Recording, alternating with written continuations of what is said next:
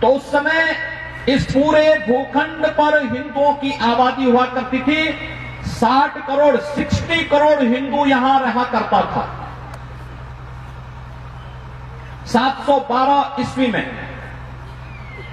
और 1947 में जब भारत आजाद हुआ था, उस समय भारत और नेपाल, पाकिस्तान और जो वर्तमान का बांग्लादेश है, इस सब की आबादी मिलकर के हिंदुओं की कुल आबादी बची रही मात्र 33 करोड़।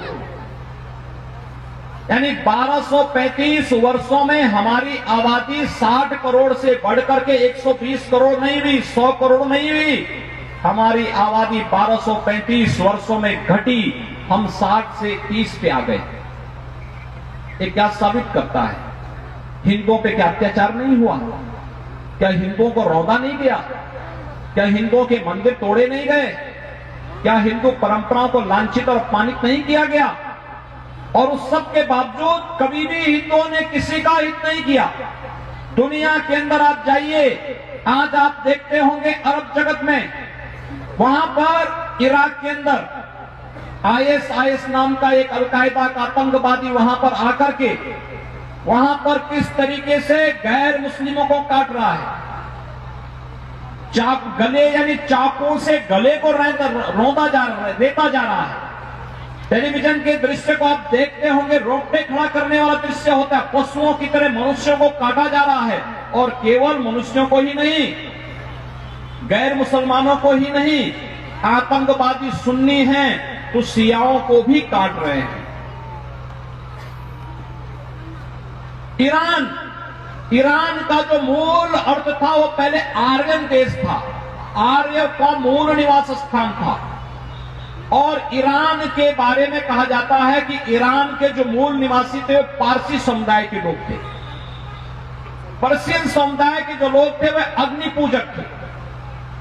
अग्नि पूजक हम सब हैं। हम मंच पर आए, हम लोगों ने सबसे पहले दीप प्रज्वलन का कार्यक्रम किया। ये दीप प्रज्वलन, ये अग्नि तो है, ये दीप ज्ञान का प्रतीक है, प्रकाश का प्रतीक है,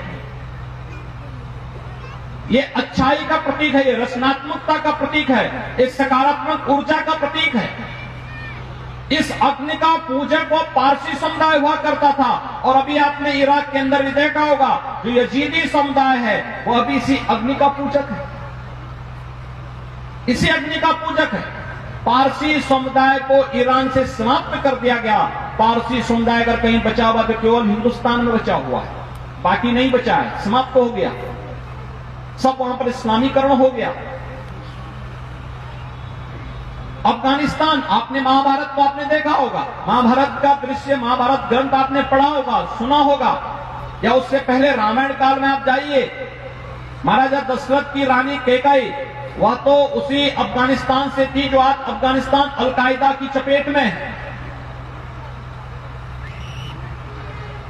आप महाभारत में आएंगे, धृतराष्ट्र की पत्नी गांधारी वर्तमान कंधार की है, जो आज का कंधार है अफगानिस्तान का, उस कंधार की थी। इसका मतलब वहां हिंदू राजा हुआ करता था।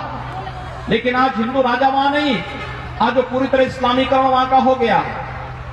हम गलती न करें, अतीत में जो गलती ईरान के साथ हुई, जो गलती अफगानिस्तान के साथ हुई, जो गलती पाकिस्तान और बांग्लादेश के साथ हुई, उस प्रकार की गलती करने की भूल हिंदू समुदाय, पूरी दुनिया के अंदर रहने वाला हिंदू समुदाय कतई न करे।